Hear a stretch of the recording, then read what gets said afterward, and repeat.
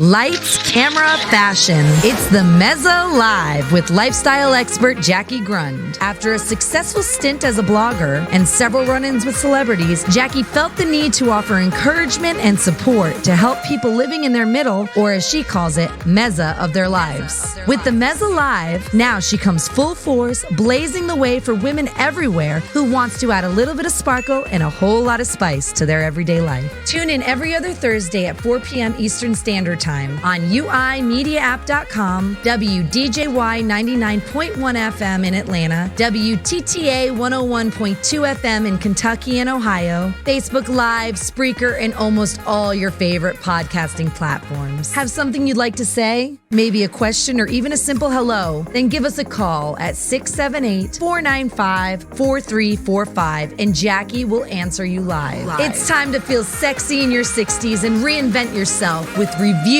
you can use. And here's Jackie.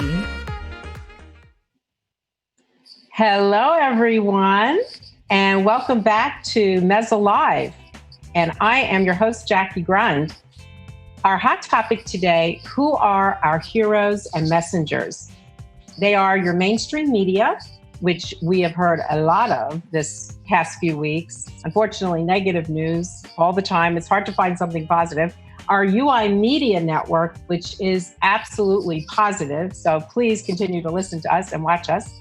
Bloggers like myself and writers like who we have today, Ms. Julia McDermott, who we are so excited that she's going to be with us live streaming from her home. And she is going to talk about her insights, her messages, her writing projects, her favorite books that she's recommending that we read during our quarantine period, and what her future projects will be.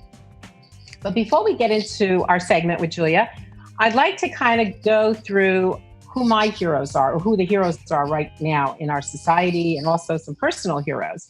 So, of course, I want to say thank you to all of our first responders during this pandemic, the amazing people from, all your grocery stores. Maybe give them a high five when you see them, or at least like this, go like this when you see them. The takeout restaurant people, the delivery services, the grocery store personnel are amazing. The amazing doctors and nurses. I mean, it's just unbelievable what they're doing. I wanted to show some of my personal heroes, and I think you'll see a picture or two come up.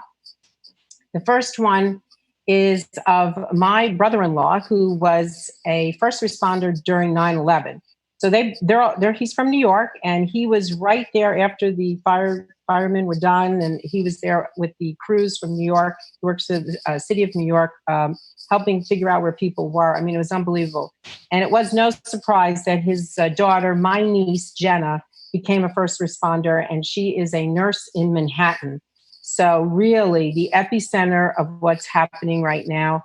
I just wish both of them and my entire family that live in New York, just safety and good wishes. And hopefully we get through this. I do have 4 members of my family in New York that have been hit with the COVID virus. So hopefully everybody gets better. We're checking on them daily, and we're just, thumbs up, everybody.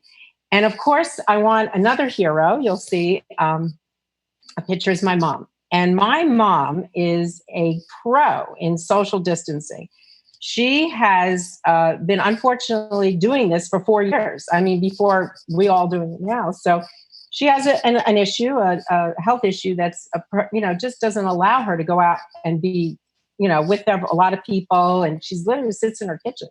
So when you come and visit her, we're always hanging out in the kitchen. So I think we all get that right now, what it's like to be sitting and not go anywhere. I mean, I really never got it, but I definitely get it now, Mom. And so I just want to say, way to go. I also wanted to mention another new hero of mine, and that is Ms. Leah Kess. Leah is a designer out of New York. She grew up in Israel in a kibbutz. If people don't know what a kibbutz is, it's it's kind of like a little community, not like a neighborhood where everybody pitches in and helps each other out. So when it came time for this pandemic and it hit, she basically stopped the spring line. She's a designer in New York, like I said, with a great line that's actually it's that sustainable fabric, and she's making masks. So they're made out of silk and cotton, and you'll find the full story on MezaReviews.com. But I was lucky today; she sent me a mask. Now, listen, if you're going to wear a mask, and this is going to be trending. I love to collect scarves, but if we're going to have to be going out and about eventually, I mean, they might say we're all back to the economy, everybody come back, but you're going to have to wear a mask. Now, I am not wearing someone's bra around my face like I've seen on Facebook. I'm not going to wear a dirty old t-shirt. So, ladies, for you, I want to put this on to show you. This is silk. Okay, putting it on. Tying it. Comes in different colors. Comes in black. I do believe there is a picture of them up right now. We also have instructions on how to do that. So if you don't know how to do it, there's instructions. The best part about this is that Leah is actually donating masks to the general public. So what she's doing is you buy one. She's telling me to fix my hair because I just ruined it with the mask. So if you buy one for literally $17 or $12, very, very reasonable, Leah is donating one to a healthcare worker in New York. Now, right now, she's using Montefiore Hospital out of the Bronx, if you're familiar with the New York area. And I've also partnered with her to include a hospital down here in Atlanta, St. Joe's, Emory St. Joe's. So everybody, these are not for treating COVID-19 patients. This is for you walking around. This is for the nurses and not maybe not the doctors, but the nurses, they're walking around, they're going shopping, when they're out and about, not dealing with their patients, they're going to be wearing something like this. So, and the fact is, I love it that she's, donating. And so it's a buy one, give one. So what a wonderful thing. So thank you, Leah. And hopefully everybody here in Atlanta, it's literally $12 or $17. Let's do it. Let's get some of those masks to Emory St. Joe's. So now I'd just like to say a quick hello to my friends at WDJY 99.1 FM. Hello, friends from WTTA 101.2 FM in Kentucky and Ohio. You can now watch and listen to all exclusive and uncensored content 24/7 at uimediaapp.com. If you have any questions or would like to say hello to myself or Julia today, please call us at 678-495-4345, and hopefully we'll answer your questions. Connect with us online. You can follow us on social media, Facebook, Instagram, YouTube. By the way, if you want to put down who your heroes are, please put them on my Facebook at Jackie Grunt. I'd love to answer you back and comment. Also, you can find us on YouTube, Spreaker, and other podcasting platforms as UI Media Network. Discover the Heiser Orthodontics difference, where they generally care about you and your child. Visit heiserortho.com or call 470-330-9083 for a free consultation today. Just some news from UI Media Network. Now I'd like to just tell you a little bit about our guest that's going to come on in about a second.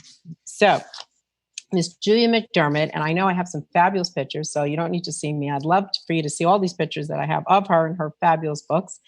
Julia is an award-winning nonfiction author, novelist, essayist, and short story writer. Her story, The River Fest, by the way, I have a copy. Hello, I do have a copy of that.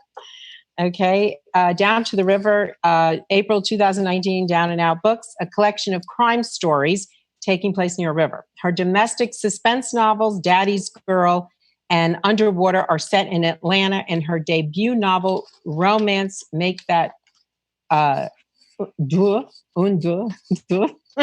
is set in the south of France. Her memoir, All the Above, My Son's Battle with Brain Cancer, was awarded the finalist Georgia Author of the Year and is a top 20 Kindle bestseller. Her AJC personal journey, Fear and Gratitude, published in July 2016, is about all the above and how her son's illness changed his life and hers. A native of Texas, Julia grew up in Atlanta and graduated from the University of North Carolina at Chapel Hill. She's also fluent in French. She's active in the Atlanta French-speaking community and belongs to the Atlanta Toulouse City Sister Cities Committee, the Atlanta Writers Club, the Atlanta Women's Chamber of Commerce. Boy, I mean, I would not be, I don't have time to do all this. And Atlanta Penn Women. She has appeared as a panelist at Crime Writers Conference, Killer Nashville, and BookerCon, as well as the Decatur Book Festival, and Georgia Literary Festivals in Dahlonega, Milton, Woodstock, and Augusta. Besides the AJC, she has been featured in Simply Buckhead magazine, Northside Woman, Voyage Atlanta, and the Carolina Alumni Review. She is a regular, thank you very much, contributor to the Top Woman's website, MezzaReviews.com. Julia is currently writing her next novel, a suspense one based on her recently published short story. She lives in Brookhaven with her family, which is a suburb of Atlanta, by the way, if anyone doesn't know. And she loves football, the UNC Tar Heels, binging French and sometimes English television series, most kinds of art, and all things French. I know, because you just recently went to Paris too. So thank you, Julia. Welcome to Mezza Live. I'm so happy you could join us. Thank you, Jackie. It's great to be here with you. So how are you doing? I know we're going to get into some of the questions I have for you, but how are you doing during this crazy time? You know, one day at a time. I already work from home, so I'm used to that. But you know, you can't go many places. I was used to going to work out every morning. Now I've been going for walks in the neighborhood, but you know, luckily it's nice out. It's not too hot yet, so I'm managing. But it's a challenge, like it is for everybody. And like you said, your mom is. You're thinking about her. My mom lives a couple of miles away. She just turned 89, and I worry about her. But she's doing well. But she's isolated and by herself. So we stay in touch. But it's a challenge. She could talk to my mom. She's online. My mother figured out how to use Facebook. She's actually, we're going to bring her on Zoom tomorrow night. We're doing a Passover Seder via Zoom. So she's going to learn how to use Zoom now. Oh, that's great. We should do that. Now, Mom is good on Facebook and email, and she's got a cell phone, so she's all good. But that would be a great idea. Yeah. Zoom has taken off, hasn't it? Yeah. Zoom is amazing. We're using Zoom today. Yeah. And I have invitations now of people wanting me to have cocktails with them via Zoom. I have the same. Yeah. So this could be our new future, but you have to get dressed. So I'm not going to sit in my pajamas. Yeah, true. But I do that anyway. So. So that's good. So my first question to you, I'm sure our listeners and viewers would like to know is, how did you start your writing career and why? You know, I started out way back when working in banking and IT. I was a technical writer. And then I was married and I had 4 kids. So after working and staying home with them for a while, when my youngest was in middle school, I sat down and I thought, I want to write one novel.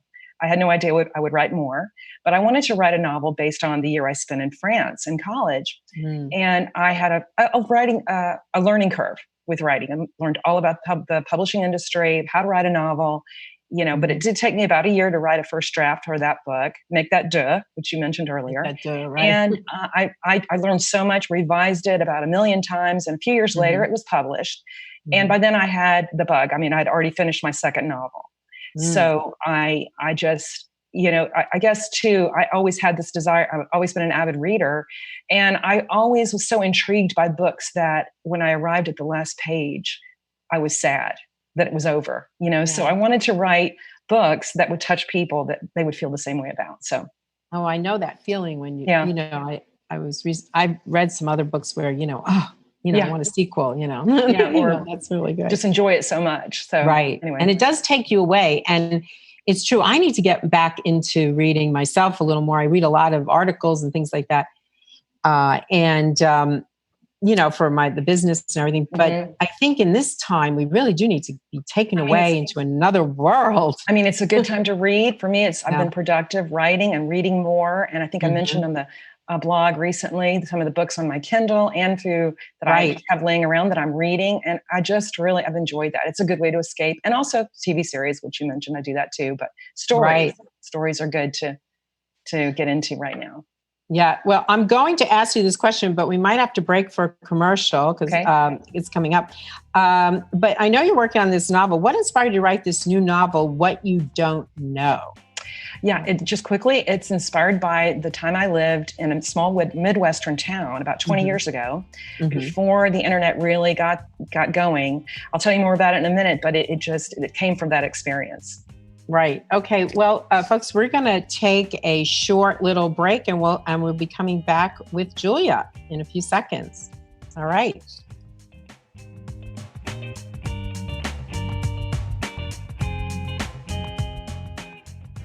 At Heiser Orthodontics, we understand that your smile is a big deal for both kids and adults. We have the latest technology and state-of-the-art equipment. But honestly, what makes us unique is our patient experience. And we are not the only people saying this. Heiser Orthodontics is amazing. Superb. Trustworthy. Compassionate. A friendly place where they know what they're doing, and that's what I like about it. We are a family-owned private practice where kids are valued, parents have a voice, and the entire Heiser team puts the patient first.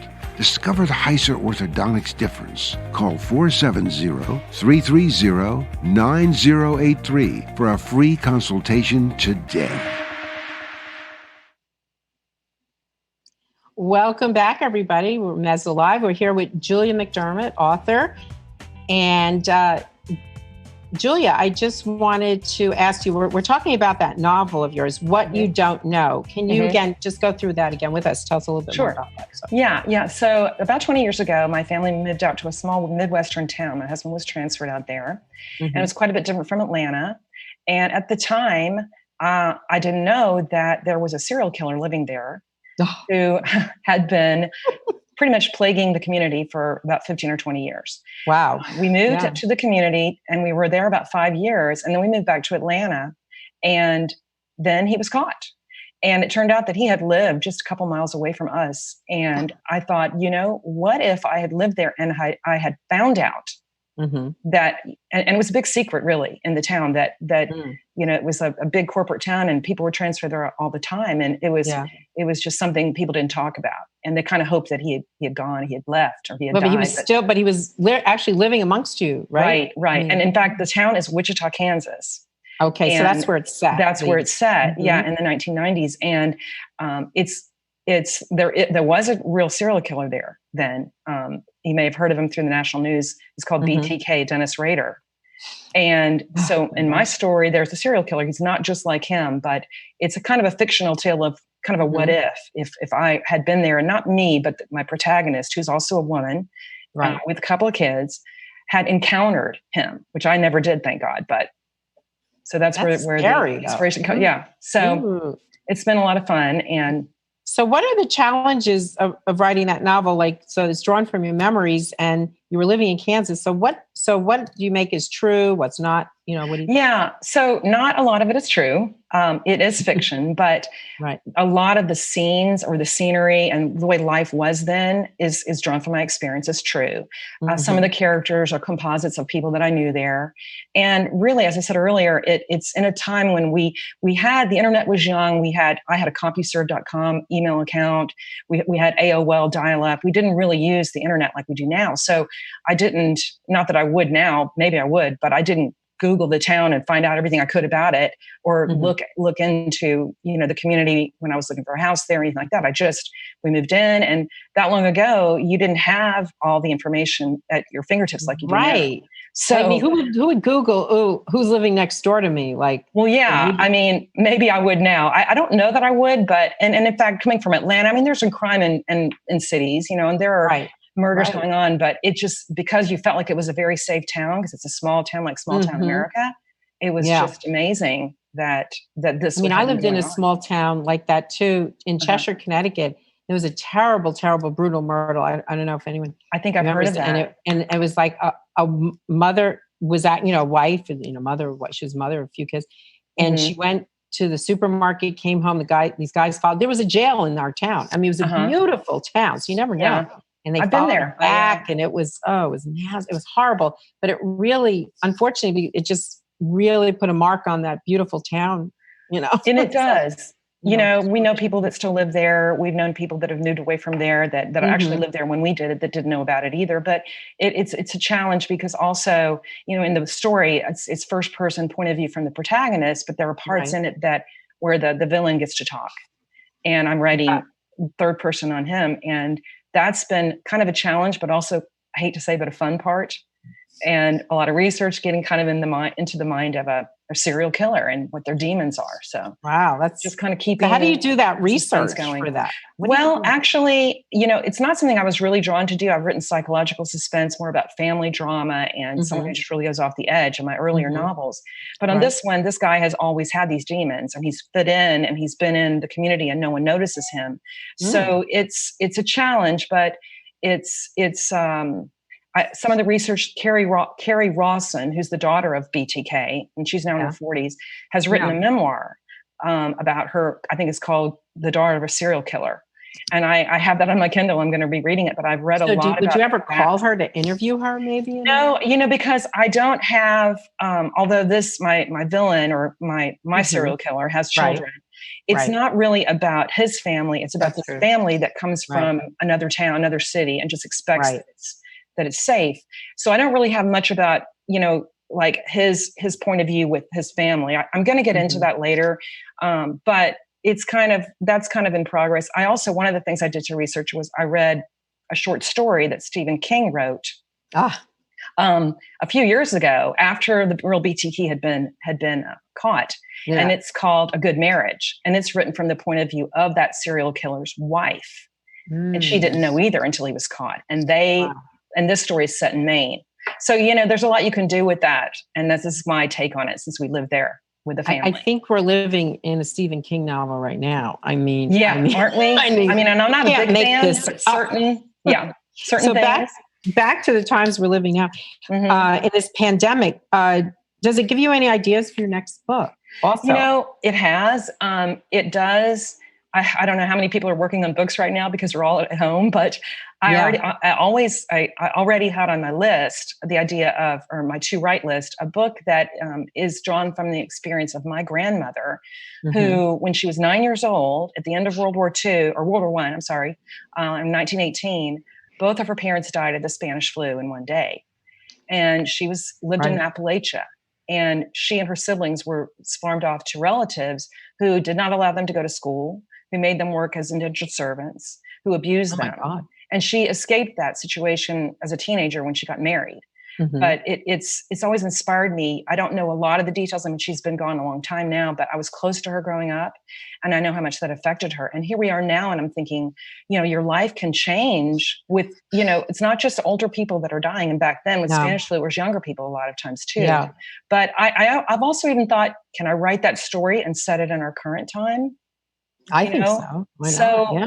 That's kind of the journey idea I have. Right. I mean, because really, this is all we can go back. I mean, we're doing social distancing like they did back in 1918.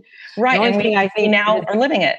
And we're living it. The only thing that's different is I think we have antibiotics, which, I can't imagine how scary it was back then. It's scary now, but yeah. I know. So what do you, well, first of all, I also want to know, when is that other movie, actually, speaking of movies, but when is that book coming out? The one with the first. What you don't know. About, what you don't know. When is that going to come out? I don't have a fixed date yet. It'll be out by the fall.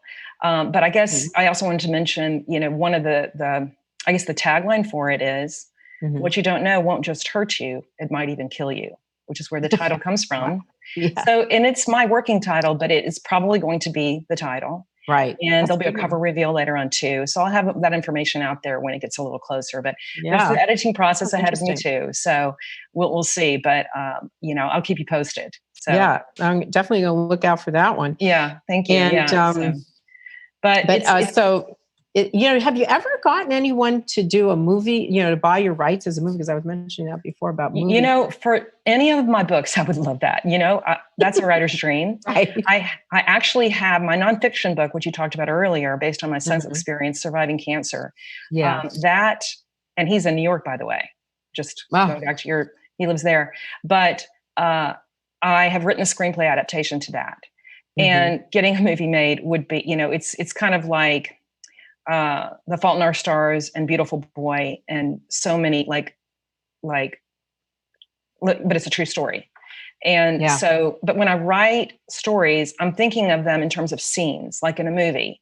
Like the suspense, this scene, dialogue, action, that's kind of how you think as a writer, especially in fiction. And frankly, that book that I read about him, it's written more like a novel than it is a nonfiction book. I just finished a couple of weeks ago the memoir Educated by Tara Westover, which is the story of how it's best-selling, and it's the story of how she survived, or she was raised by survivalist parents in Idaho, and they didn't let her go to school. They had these really, they didn't believe in hospitals or doctors. She was homeschooled, but not really, taught herself to read.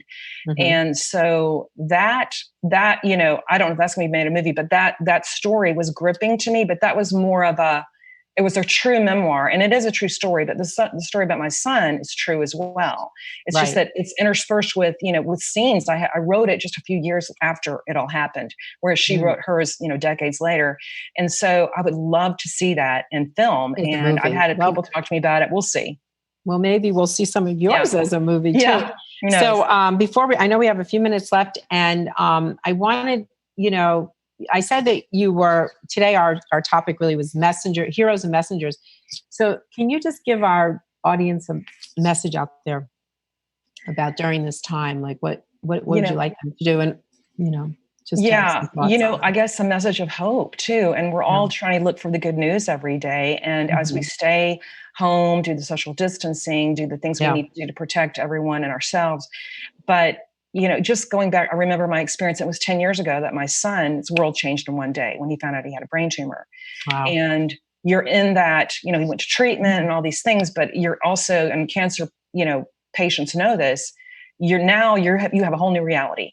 Right. Maybe you can go places more than we can now, but you're ill and you're dealing with that, and you're going to be immunocompromised. You don't know what the future holds. And I guess, for me, it's not like that time, but in a way it kind of is. In fact, my son and I, who's the one in New York, and he had brain cancer, we've exchanged some messages of just encouragement, because he's in a little apartment working from home and everything, but how small apartments are there. And New York is like the epicenter, right? Oh, so, I know. Anyway. We wish him well, definitely. Yeah.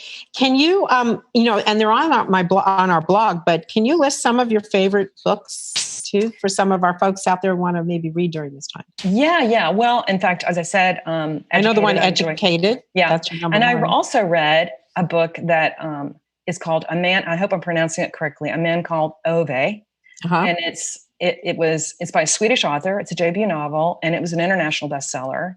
And I think it's been out a little while, but it's just the best.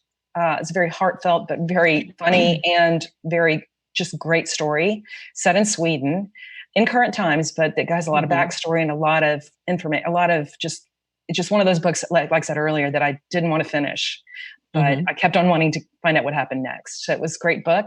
And I do have, like I said in the blog, I have some books on Kindle that I'm getting to. One's called Bruno, Chief of Police, little lighthearted mystery set in France along the lines of Peter Mailly's mysteries in France.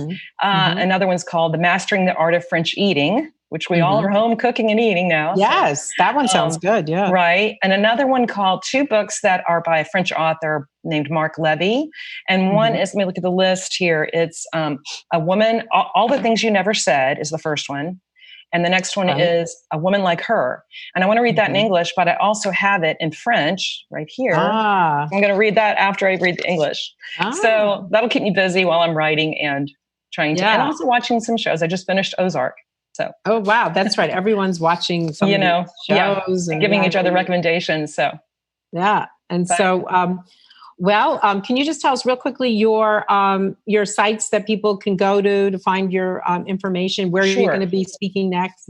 Right. JuliaMcDermottBooks.com is my website. All my social media links are on there. Instagram, Facebook, Twitter, Goodreads. Find me all over. Okay. Well, all right. Well, thank you. And that's basically all the time we have today. So thank you again, Julia, for joining us. And thank you so much, Jackie. And listen, everybody, take care, social distance, don't go anywhere. Happy Easter. Do it virtually. All right. Love to all. All right. See you next time.